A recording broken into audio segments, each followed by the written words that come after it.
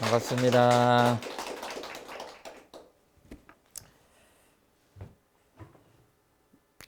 예수님에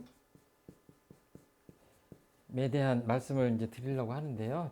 되게 예수님은 사랑이다 이렇게 표현들 기독교인들이 많이 하시는데 그런 생각을 해봤어요. 이제 저를 비롯해서 제가 뭐 교회를 다녀본 적도 없고 또 사실 깊이 이렇게 그 성경을 연구하지도 않았습니다. 이제 그렇지만 마음속에 이제 어떤 생각이 드냐면 특히 이제 대종사님 모시고 공부를 하다 보니까 예수님을 내가 사랑하는 것은 가능한 것이냐? 요즘 말로 불륜입니까? 그런 건 아닌 것 같아요.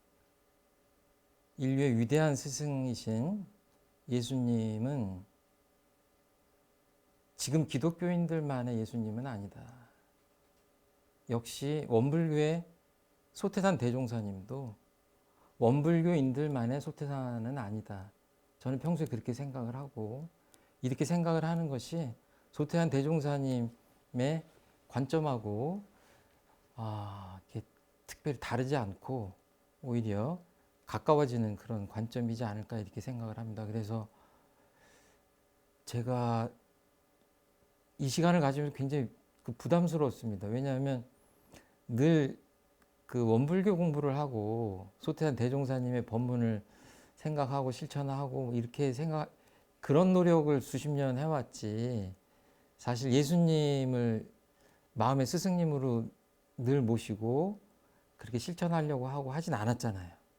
물론 우리 교리를 보면 아침마다 조석심고를 할 때 3세 제불제성님께 심고를 하기 때문에 아침 저녁으로 인류의 위대한 성현님들에 대한 또 앞서 다녀가신 그 부처님들에 대한 예의를 저희가 합니다. 그리고 6.1대제, 명절대제 이런 거 보면 이제 원불교를 모르시는 분은 이제 처음 듣는 얘기겠지만 저희들이 모시는 그 위패에도 다 앞서가신 성현님들을 모시잖아요. 그래서 원불교의 특징이 이제 그렇게 종교 간에 우리 없는 것인데 그러긴 했어도 아무튼 직접 이게 정신적인 스승으로 모시고 하는 것은 소태산 대종사님이잖아요.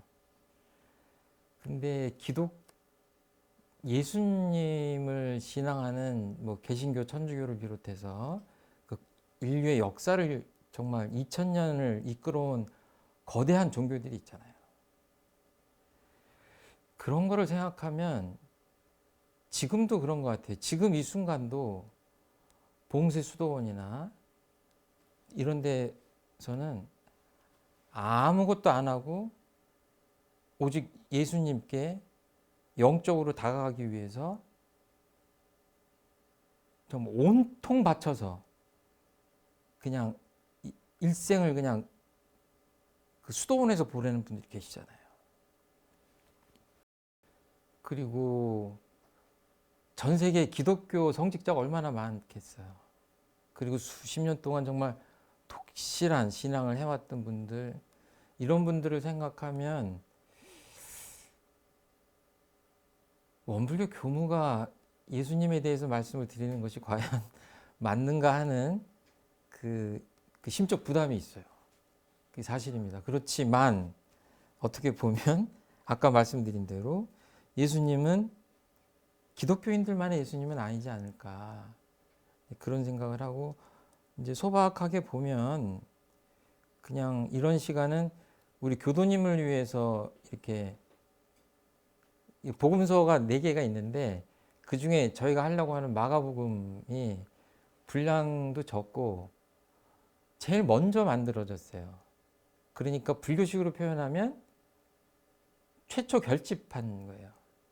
한 AD 70년 정도 됐을 때 그동안의 그 예수님의 말씀 이런 것들을 기록으로 남겨야 되겠다라고 생각해서 어떻게 보면 이제 마가라고 하는 사람이지만 그분이 또 실존을 했는지 이렇게 따져 들어가면 2000년 전이기 때문에 어떻게 증명할 수가 없어요. 근데 분명한 것은 마르코, 마가라고 하는 그 사람으로 대변되는 상징되는 그 그룹들이 있었던 것 같아요. 그래서 우리가 스승님으로 모시는 예수님에 대한 그 말씀들, 우리로 얘기하면 법문이죠.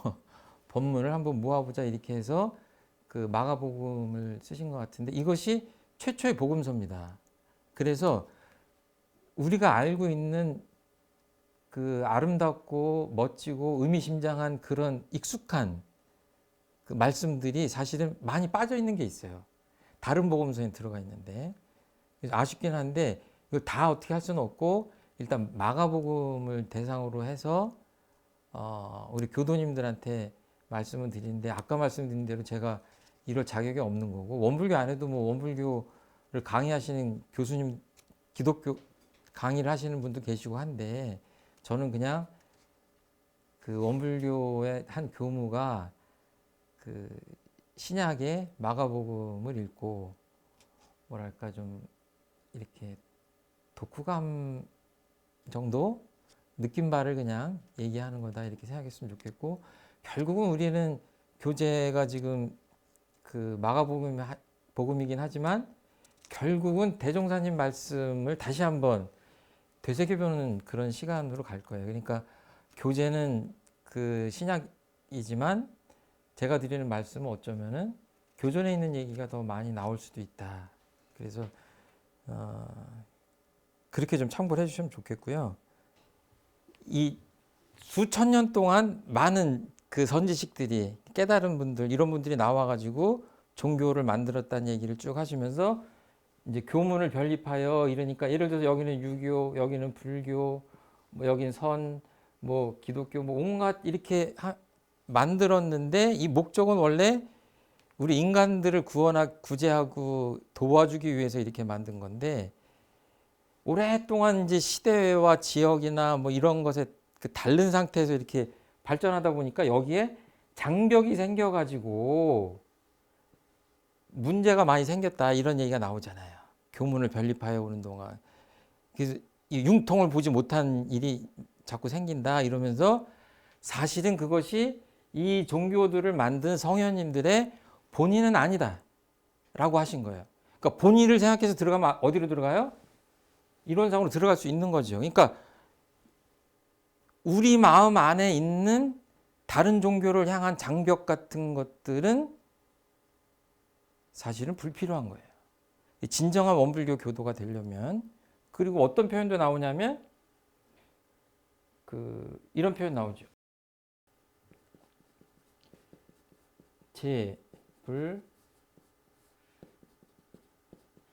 재성 의 심인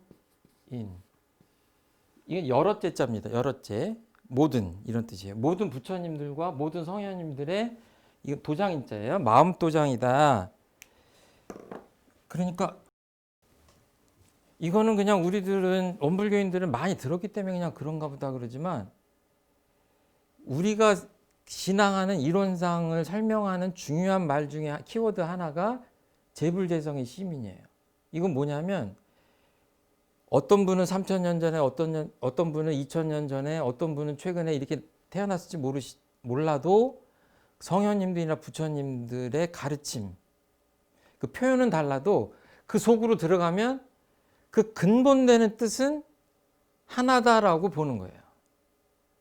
도장을 찍으면 똑같이 나오듯이 사실은 우리가 그 불경을 보면 반야신경, 금강경 물론 그 중에는 대승경전이 있기 때문에 그런데 뭐 예를 들어서 아함경이다 뭐 해서 초기경전 같은 것도 그 실제로 보면 서가모니 부처님이 썼던 말은 한자가 아니잖아요. 그 지방에 그 썼던 말인데 그런 것들이 또 걸러지고 번역되고 됐잖아요. 예수님 말씀도 사실은 마찬가지거든요. 그러니까 그런 것들을 보면 학자들이 이 뭐 아람어에서 뭐 이걸로 넘어가고 뭐 라틴어로 갔다가 막 이렇게 했다 영어로 왔다 이거를 다 하려면요 정말 학자들이 할 일이 많은 거죠. 근데 그러면 그 모든 것들을 알아야 우리가 예수님한테 다가가고 부처님한테 다가갈 수 있냐? 저는 그렇게는 생각하지 않아요. 그러니까 제가 굉장히 부담스러운 시간을 가지면서도 좀 무식하게 용기를 낼 수 있는 거는 뭐냐면 그 전등록이라고 하는 그 표현이 있는데 촛불이 있잖아요. 촛불이 있으면 이 초에 있는 거를 이 초에다가 불을 이렇게 당기려면 어떻게 해요? 여기다 이렇게 대잖아요. 이렇게 되면 불이 두 개 되잖아요. 그렇죠? 근데 어떨 때는 이렇게 가까이 가면 훅 붙습니다. 꼭 대지 않아도. 그러니까 그런 지식적인 것, 역사적인 것들을 다 알아야 된다고는 저는 2000년, 3000년 전에 스승님들 곁으로 그 뭐랄까 그 영혼과의 교류는 불가능하다고 봐요. 그렇지만 그런 역사적으로 여러 가지 뭐 이런 흘러온 그런 장벽이 있다고 하더라도 아주 근본되는 그 메시지를 마음으로 받아들이면 2000년, 3000년이라는 그 시공간은 뛰어넘을 수도 있다. 그러니까 이렇게 대해야지 불이 붙는 게 아니라 여기 있어도 붙을 수 있다. 그러니까 수많은 선지식이 그런 식으로 깨달음 얻으셨어요. 그리고 지금 우리 곁에 봐도 그 신앙을 새로 입문하고 뭔가 이러는 분들이 그 모든 것들을 학자적 접근을 해서 하는 것이 아니라 아주 쉬운 핵심적인 메시지를 한번 듣고 마음이 그냥 동하고 열리고 해서 신심을 내는 경우들이 더 많죠. 그렇다면 우리가 이 모든 걸 모르고 좀 이렇게 거칠게 다가가더라도 예수님께 가까이 가고 이러는 것들이 가능하지 않을까 이제 이렇게 생각을 합니다. 대종사님은 그 교법의 총술에서도 맨 마지막에 이렇게 쓰셨어요. 모든 종교의 교지도 이를 통합활용하여 광대하고 원만한 종교의 신자가 되자 하는 것이니라 이렇게 딱 맨 마지막 문장을 그렇게 하셨어요. 원불교만 최고고 원불교만 된다라고 이렇게 하신 게 아니라 다 우를 터놓고 다 활용해도 된다라고 하셨어요. 그래서 어떻게 표현하셨냐면 광대하고 넓다는 얘기죠. 이건 뭐가 넓은 건가요? 마음이 넓은 거예요. 마음이 넓은 거예요. 그리고 원만한 종교의 신장. 그러니까 대종사님 불법 연구회나 이런 것들을 만들고 교단을 원불교를 이렇게 정선 정선님 통해서 만드시고 하셨지만 거기서 그치는 것이 아니라 우리 모두가 그렇게 열린 마음으로 각자의 종교를 신앙하되 서로에게 열린 마음으로 살아서 우리만이 아니라 모든 사람들이 광대하고 원만한 종교의 신자가 되기를 바라셨던 것 같아요. 제가 자꾸 이렇게 말씀을 드리는 것은 우리가 왜 이 공부를 해야 되는가 하는 것을 이제 말씀을 드립니다. 지금 코로나 사태가 아직도 끝나지 않은 시기에 이제 저희들이 공부를 하는데 옛날 같으면 좀 덜 했을 거예요. 근데 지금 완전히 지구촌이잖아요. 그러니까 지금 사실은 가정마다 가족들이 종교가 다 다를 수가 있고 친척들 모이면 정말 제사 지내기 힘들고 그리고 국가 간에도 뭐 갈등이 생기면 그 물밑에 종교적인 다름 이런 것들이 그 작동을 하잖아요. 이런 것들을 뿌리에서부터 이렇게 다스리려면 공부를 해야 되겠다.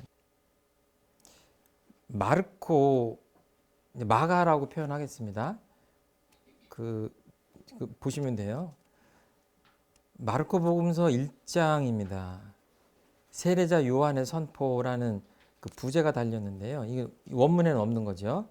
그리고 저희가 읽는 것은 제가 이제 옛날에 산 성서인데요. 공동 번역이에요. 그러니까 기독교에는 여러 가지 정말 셀 수 없이 많은 그 번역본들이 있거든요. 그런데 보면 제가 뭐 짧은 지식이지만 이 공동 번역이라고 하는 것은 신교, 구교를 함께 한 거예요. 개신교하고 천주교하고. 그래서 지금도 많은 번역본들이 새롭게 나오고 있고 그러지만 제가 보기에는 그 기독교인이 아닌 사람들이 접근할 때는 공동 번역을 보는 것이 좋지 않겠냐. 아는 목사님한테 여쭤봤더니 옛날에 그랬던 것 같아요. 이 오래된 건데요. 예. 그리고 저는 뭐 여담이지만 그 교학과에 들어와서 한 2년인가 공부를 하고 어떤 겨울날 어디 갈 데가 없는 거예요. 그때가 이제 크리스마스 이브였는데 사실은 집에서 하도 반대하는 출가를 해가지고 집에도 갈 수가 없고 뭐 갈 데가 별로 없고 그냥 혼자 한두 명이서 기숙사를 지키고 있었어요. 그러니까 지금 여기가 지금 총부잖아요.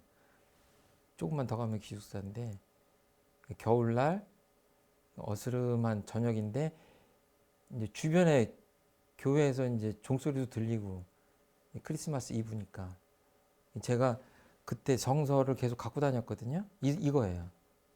제가 신약을 펴서 이렇게 읽기 시작하는데 그날 꽤 울었어요. 그 굉장히 젊었을 때인데 예수님을 조금 알 것 같아. 아, 예수님이 이렇게 이런 분이시구나. 그러니까 기독교인들의 신앙 체험만은 못했겠지만 제 가슴 안으로 예수님이 이렇게 들어오시는 듯한 느낌이 그때 들었습니다. 그리고 이게 되짚어 보니까 오히려 소태한 대종사님의 교법을 공부를 한 상태에서 신약 성경을 다시 읽었기 때문에 더 이렇게 오픈된 마음으로 이렇게 예수님하고 만날 수 있지 않았을까 이렇게 생각을 합니다. 만났다고 표현하는 건 좀 과장된 것 같고 아무튼 그렇습니다. 제가 이렇게 전문가가 아니지만 이 짧은 시간을 통해서 그야말로 기독교적 표현으로 한다면 예수님과 영적인 교류를 할 수 있는 그런 시간이 되면 참 좋겠다 하는 바람이 있습니다.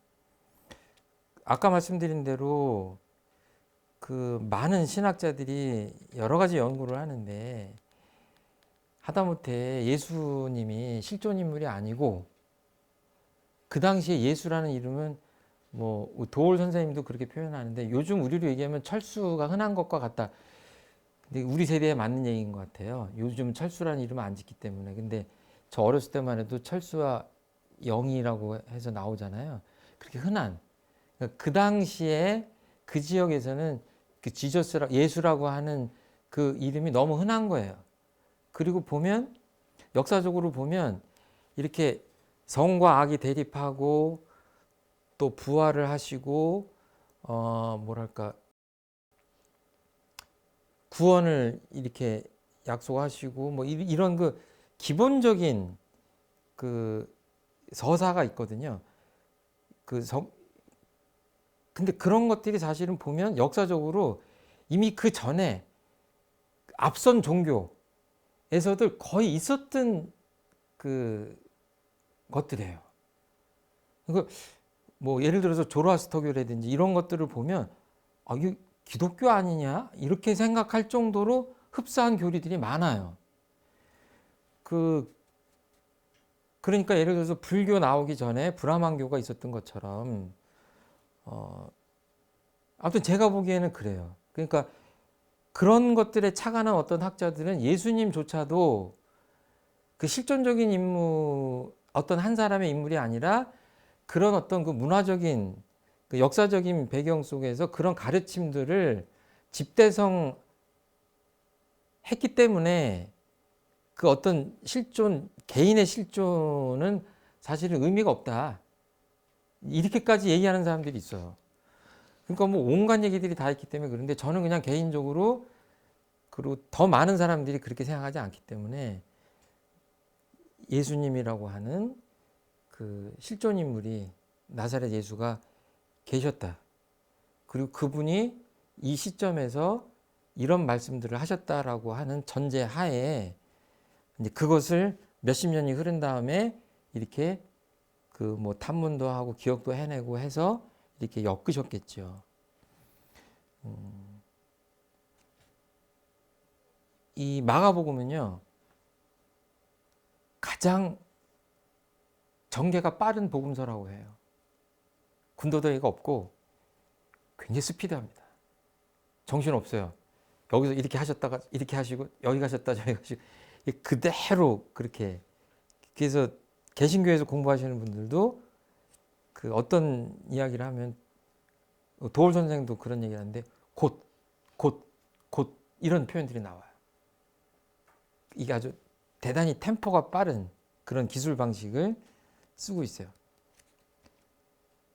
첫 번째 제목이 뭐냐면 다른 복음서를 쓰면 예를 들어서 소태한 대종사님이 박혁거세로부터 뭐 누구 거쳐서 이렇게 몇 대 조다 막 이렇게 해가지고 뭐 아브라함이 이 다음 누구를 낳고 해서 그 복음서 그렇게 시작하는 복음서 있잖아요. 그걸 왜 하겠어요? 어떻게 보면 그 혈통에 그 뭐랄까 권위를 부여하려고 하는 거잖아요. 마가복음은 한마디도 없어요. 대뜸 하나님의 아들 예수 그리스도에 관한 복음의 시작이라고 마가복음 전체의 성격을 한 줄로 선언하고 시작합니다. 하나님이 절대자 하나님이 계시고 그분의 적통을 계승한 아들로서의 예수님이 계시고 그리스도라고 하는 것은 그냥 쉽게 넘어갑니다.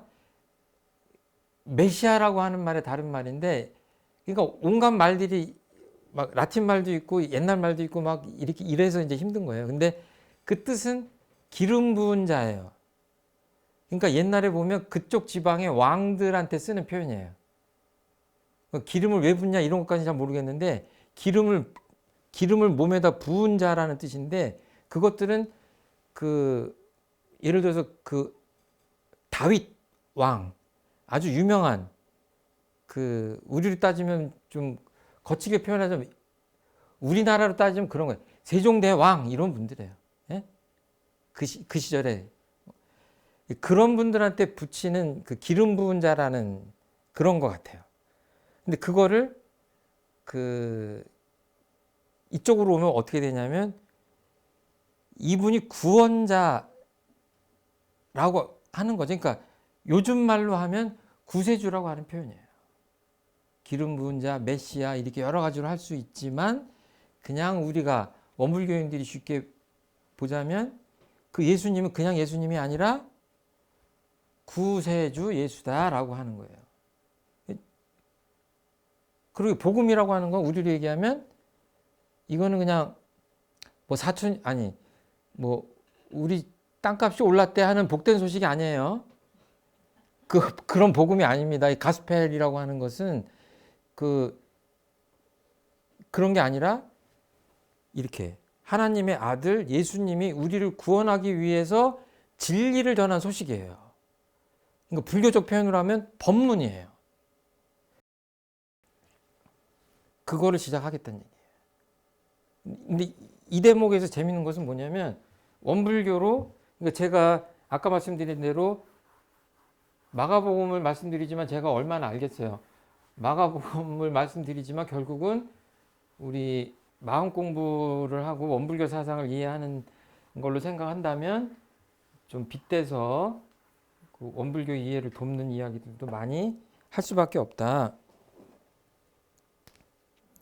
이 하나님이 뭐냐, 뭐 옛날 성경 원문에서는 뭐 엘로힘, 데오스다 뭐 이런 것들은 다 어떻게 할 수가 없어요. 넘어가야 돼요. 넘어가고 우리로 얘기하자면 이제 동양에서 그 기름 부은 자에 대해서 하나만 그 토를 달고 가자면 이제 원류를 따지면 뭐 장자 이런 쪽에서 오긴 했는데 고루 그 유불선에서 쓰는 표현들이 있어요. 뭐가 있냐면 내성 외왕 이런 표현이 있어요. 그러니까 안으로는 성인이에요. 성현이에요. 바깥으로는 왕이에요. 그러니까 우리를 얘기하면 그 공부 잘하는 사람이 일도 잘하는 거예요. 그러니까 안으로 내면적으로 성현의 위에 올라가신 분은 바깥으로 정치를 하시라고 해도 어때요? 성군이 되는 거예요. 그래서 동양에서의 이상적인 그 인격상은 뭐예요? 내성외왕이에요. 이분은 어마어마하게 큰 일을 시켜도 왕 노릇을 잘 하셔요. 그리고 내면적으로도 완벽해요. 그러니까 지금 이게 뭐냐면 그리스도라는 의미 안에 이 두 가지가 다 있는 거죠.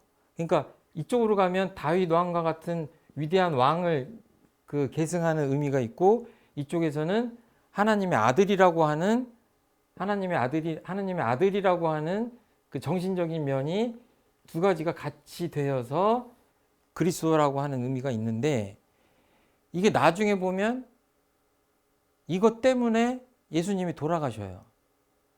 그냥 이렇게 훌륭한 게 아니라 하나님의 아들이라고 해버리니까 뭐예요? 그동안 유대 지역에서 그 예루살렘을 중심으로 해서 신앙했던 그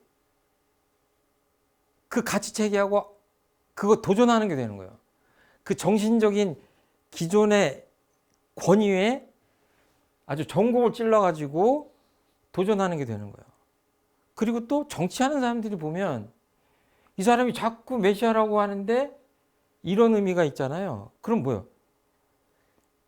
이 사람이 우리 정치 체제를 전복해가지고 우리를 지배하려고 하는 거 아니야?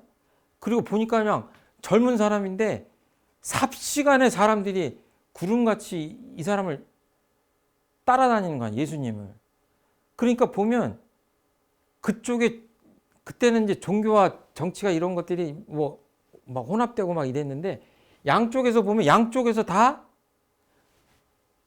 공격을 받을 수밖에 없는 거죠. 그러니까 중간에 막 묻잖아요. 네가 하나님의 아들이라고 했냐?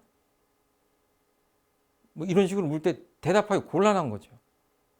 그러니까 어떻게 보면 그 마가라고 하는 그 그룹, 그분 이런 분들, 또 지금 현대 이런 분들은 예수님을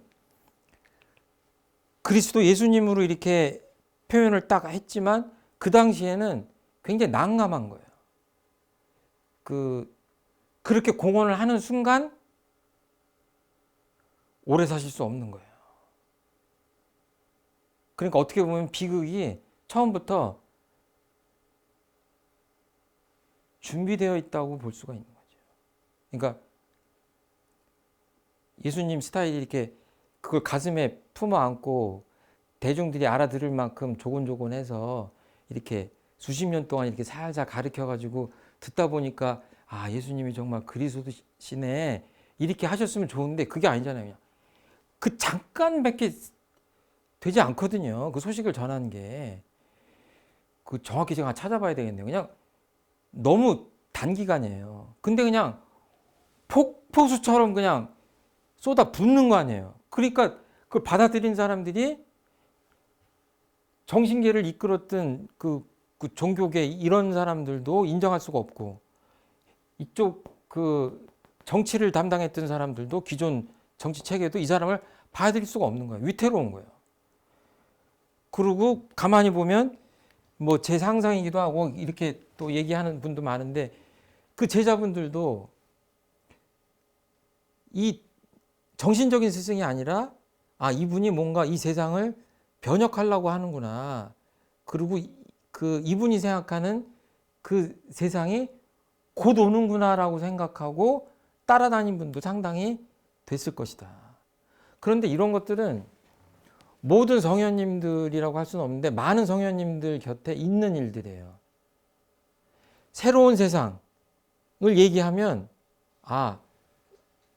그냥 좀 치졸하게 비유를 하자면 교무가 새롭게 나타나가지고 이 세상이 곧 바뀝니다 이렇게 하면 굉장히 훌륭해 보이고 그러니까 이 사람이 대통령이 되려는가 보다.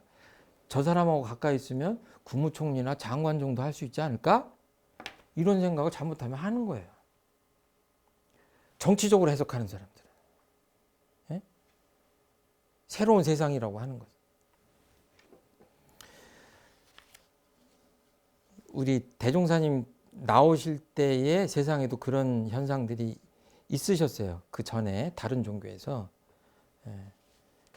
이제 크리스트, 뭐 크리스투스, 뭐 그렇게 얘기하는데 그런 건 이제 그리스도라고 하는 건데, 이거를 원불교로 대입하면 대종사님을 뭐라고 저희들이 불러요?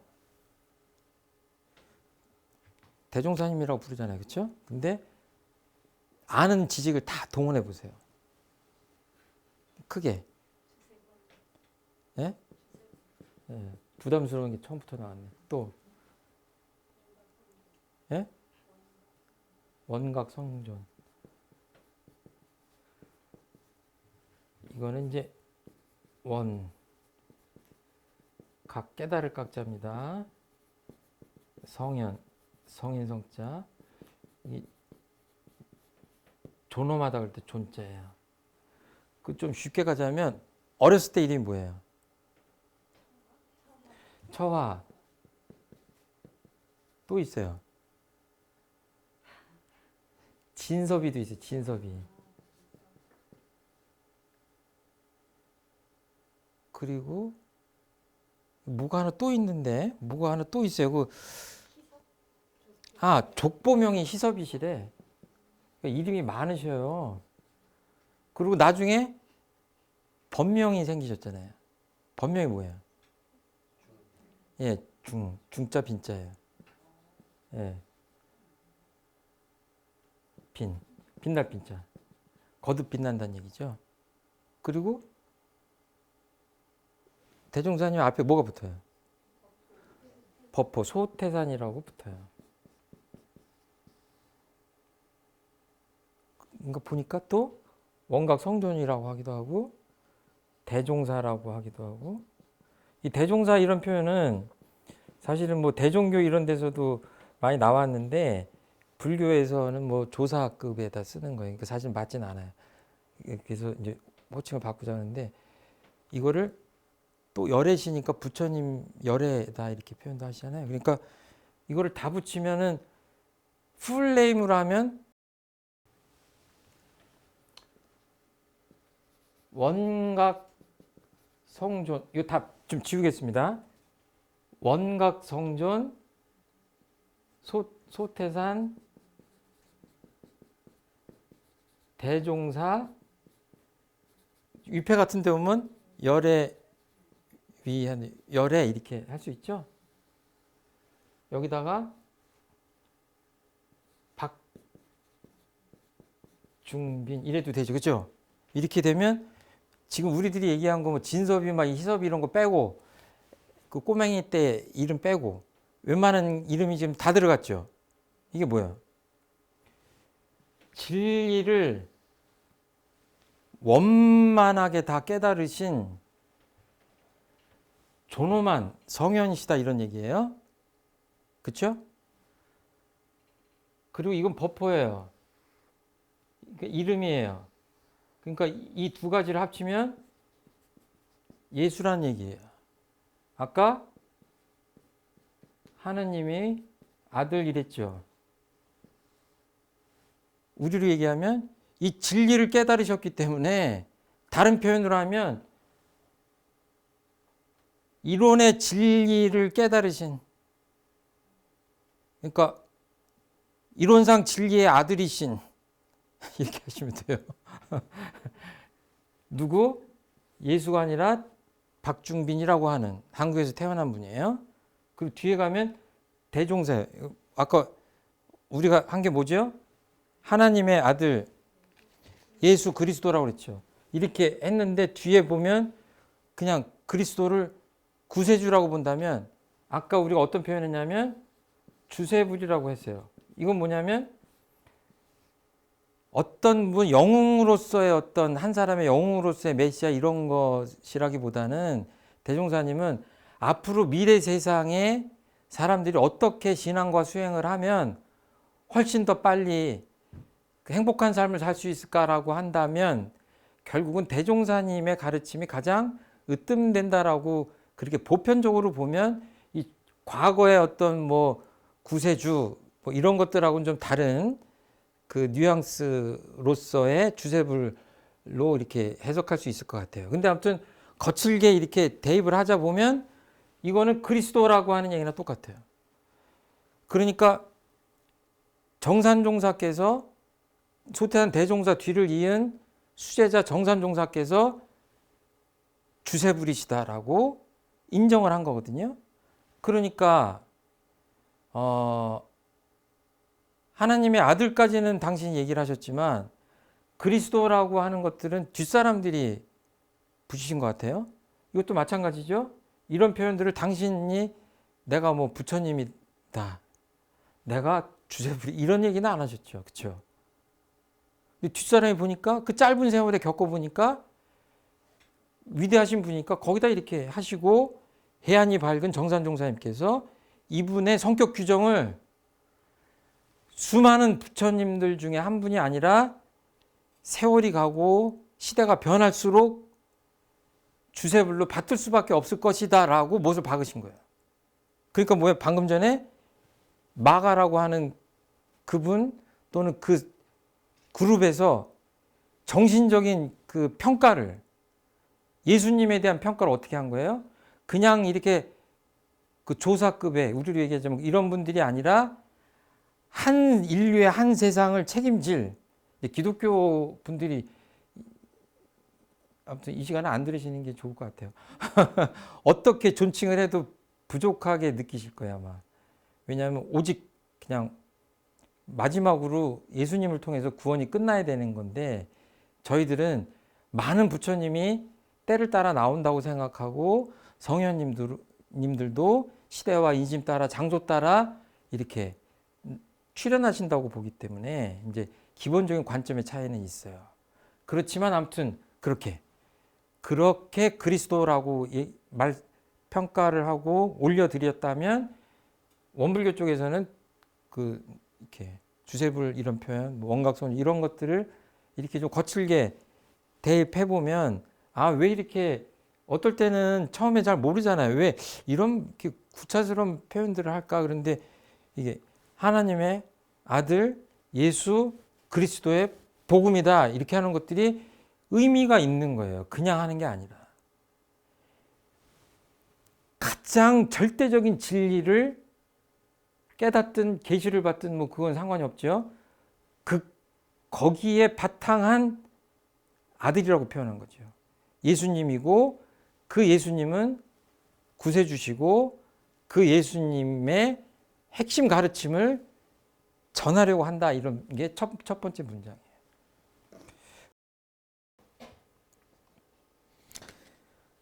그러면 그 하나님은 어디 계셔요? 그러니까 하느님은 하늘에 계시다 그러면 그 맞기도 하고 틀리기도 하고 그래요. 이거를 사실은 우리가 한마디로 이렇게 표현할 수는 없는 것 같아요. 그러니까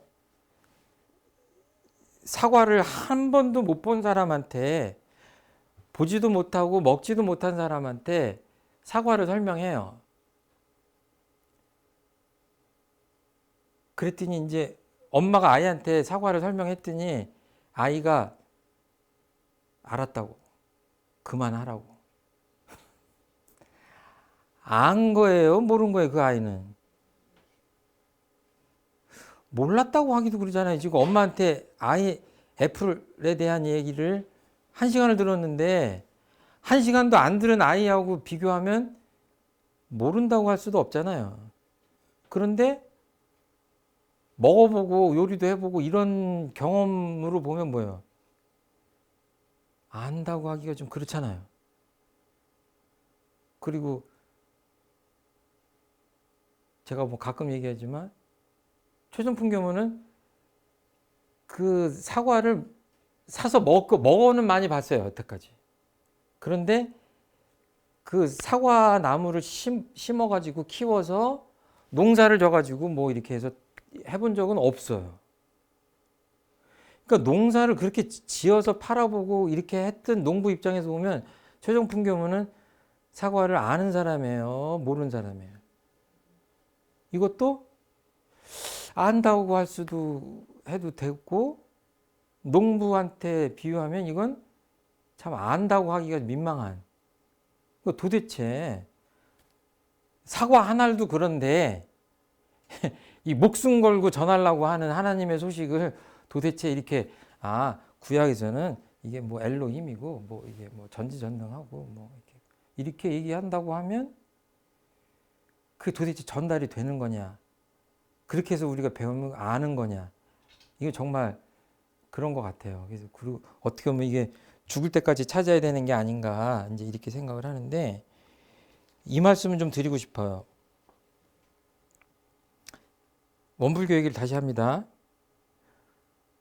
원불교에서 하나님의, 그러니까 이것도 지금 공동 번역에서 한느님이라고 하셨어요. 딴 데서는 하나님이라고 하기도 해요. 그러니까 그런 건 그냥 넘어 쓰세요. 그러니까 하늘님, 그러니까 이거는 그 물리적인 게 아니라 heaven, H-E-V-E-N, heaven, 하늘, 물리적인 하늘이 아니라 그 천 이런 것들로서의 하나님일 수도 있고, 하나 그럼 뭐예요? 원리스예요. 하나임, 하나. 그러니까 원불교 분들은 이해하기 편할 거예요. 두 가지가 다 마음에서 녹아 되죠. 그러니까 하느님이든 하나님이든 이제 같다고 보시면 돼요. 여기 이거는 그냥 우리가 넘어 쓰자. 근데 여기에 뭐 동양에서 하느님도 있고 뭐 여러 가지가 있는데, 그냥 우리 한글 버전이니까 원불교에서 이 하느님에게 이렇게 매칭되는 부분은 뭐예요? 법신불이죠. 막 요란하게 표현하면 뭐 달마카야 붓다 이렇게 얘기하잖아요. 영어로. 막 인도로 거슬러 가야 되는데, 부처님인데 그냥 진리 부처님이에요. 이렇게 머리 달리고 이렇게 팔 달리고 한 인격 부처님이 아니라 이 불생불멸하고 인과보응하는 이치, 어떤 진리, 아주 근원된 진리, 이름할 수 없는 기독교의 하느님이라고 표현하는 것과 이렇게 매칭할 수 있는 것이 이렇게 됐는데, 이 얘기를 왜 드리냐면, 교류도를 이렇게 한 장 이렇게 펼치면 그 이론상은, 그러니까 말로 할 수 없기 때문에 궁극적인 진리를 동그라미로 표현하시고 이거를 언어로 한국말로 표현을 하신 겁니다. 소태한 대종사님이. 결국 그 교류도에 보면, 저번에 교류도 그리셨으니까 뭐라고 기억 한번 해보세요. 이론은 뭐니? 법신불이니, 그 다음에 우주 만유의 본원이요, 재불재성, 아이고 글씨가 막 너무 빨리 쓰니까, 재불재성의 시민이요, 아까 했죠? 심인, 일체 중생의 본성이다라고 강론을 달아놨어요. 오늘은 이것만 해도 될 것 같아요.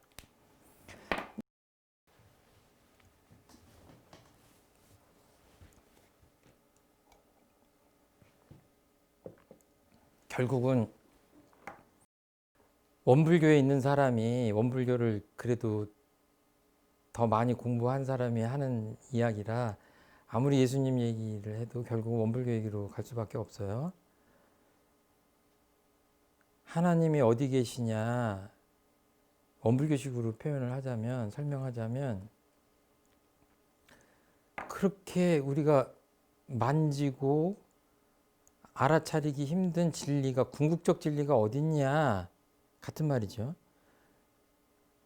그랬을 때 그 교리도 첫 장에서, 이 교전 첫 장에서, 첫 장은 아니죠. 이론상 다음에서 몇 장 넘기면 교리도가 나오는데 거기서 이렇게 딱 표현을 하신 거예요.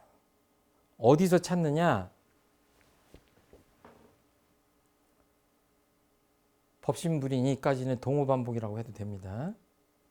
그 다음에 뭐예요? 우주만유의 본원이요. 그래, 뭔가 우주만유가 나타나는 그 근본된 그 어떤 본원자리예요. 쉽게 생각하면 어느 신학자가 그 불교 하시는 분하고 대화를 하는데 하나님이 어디 계십니까? 그랬더니 옆에 있는 그 위대한 신학자였대요. 유명한 뭐 일본 신학자였던. 풀을 이렇게 손으로 이렇게 딱 하나 잡아가지고 이 풀 안에 계십니다. 저는 그 소식이 이 소식이라고 봐요.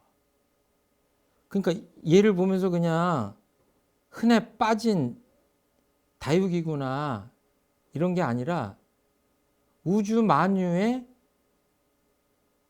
아무튼 어차피 어떤 말을 해도 틀리는 거 좀 적실하진 않는데 우주 만유에 갈마 있는 또 숨어 계신 함께하는 그런 진리인 거예요.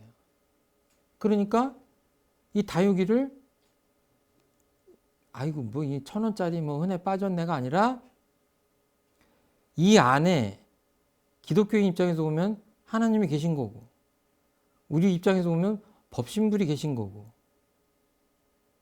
그런 마음으로 이 다육이를 보면 좀 다르죠. 그러니까 우주만유는 어디 있어요? 나도 우주만유의 일부분이고 여러분도 그렇고 이 나를 둘러싼 이 모든 것들이 우주만유잖아요. 그 안에 계시다는 얘기예요. 제불대성의 시민이요 그랬으니까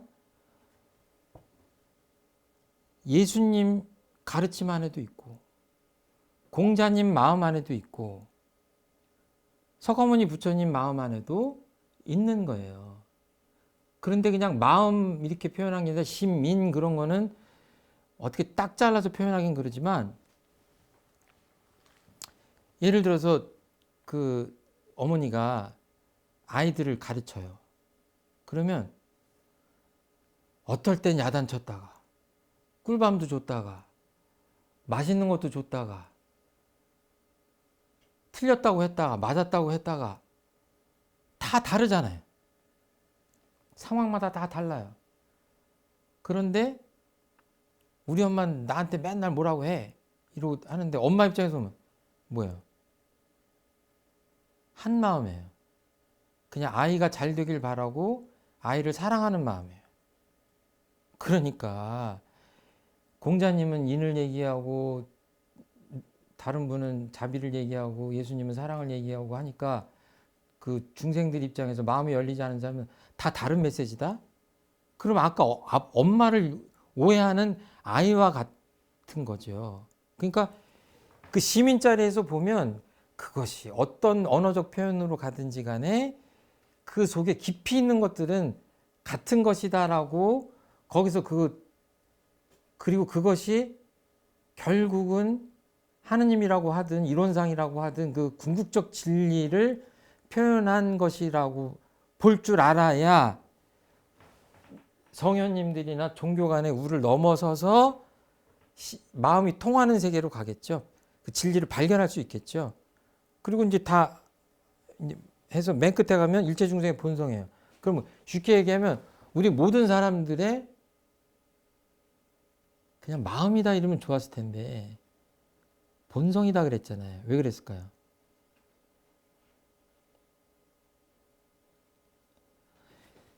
성현님들은 마음이라고 표현해도 돼요. 왜냐하면 온갖 마음을 내도 진리에 어긋나지 않는 마음을 내요. 근데 중생들은 뭐예요? 참 마음이 아니라 그냥 겉에 떠돌아다니는 그 잘못된 삐뚤어진 마음 탐진치에 물든 마음을 내기 때문에 그것도 진리의 한 모습이긴 하지만 이론상 진리의 그 참모습을 보려면 그 깊은 마음에서 찾아라라고 하신 게 아닐까 이렇게 생각하는 거예요. 그러니까 그냥 원불교적으로 이 대목을 표현하자면 하나님은 어디 계시냐? 이 눈 뜨면 보이는 이 우주 만유 안에 하나도 빠짐없이 어떤 존재 안에도 다 계시고 모든 부처님들과 성현님들의 그 마음에도 계시고 또 우리들 마음에도 계시다. 그러니까 우리가 마음을 가라앉힌다고 좌선을 하고 명상을 하고 그러면 하나님을 만나는 길이 아니냐. 기독교 공부를 하시면서도 그렇게 접근하시는 분들이 많죠. 그리고 퀘이커 이런 교도들 그런 쪽은 뭐예요? 같은 기독교지만 명상 같은 것들을 통해서 하나님을 만나려고 하죠. 그런 것들은 우리들 안에 있는 하나님을 발견하려고 하는 거죠. 그래서 하나님이 이게 첫날 이렇게 구약 성경을 보면 첫 대목이 그렇잖아요. 첫날 이렇게 하시고 보시니 참 좋더라. 둘째 날 또 이렇게 창조하시고 보시니 참 좋더라. 그러니까 진리의 모습대로 어떻게 보면 우리가 피조된 거죠. 그러니까 그 안에 우리가 그러니까 어렸을 때 제가 요만했을 때 집 밖에서 흙장난하고 있었는데 그때만 해도 흙장난 많이 했잖아요. 그 우리 집을 찾아오시는 어떤 손님이 제 얼굴을 보고 찾아 들어오셨대. 아버지를. 아버지 찾아오신 분인데 제 얼굴에 뭐가 있었던 거예요? 아버지가 있는 거예요. 우리들 마음에 그게 있는 거죠. 만약에 정말 없다고 하면 어떻게 예수님이나 대종사님한테 다가가고 그분들을 다가가면서 또 진리한테 다가갈 수 있겠냐. 이런 것들이 그러니까 다 굉장히 친절하신 법문이에요. 다른 종교에서는 사실 찾기 힘듭니다. 이렇게 딱 부러지게 이렇게 찾아봐라라고 하는 안내가 그렇게 찾기 힘든 것 같아요. 그런데 이걸 그냥 그렇게 이해를 하시면 기독교 분들은 어떻게 들으실지 모르는데 우리 입장에서 보면 하나님을 찾아가는 것도 똑같다. 우주 만유에 우리를 둘러싸요. 또 모든 성현님들 부처님들 안에 우리들 마음 안에 계시다. 이렇게 보면 될 것 같아요. 오늘 여기까지 하겠습니다. 감사합니다.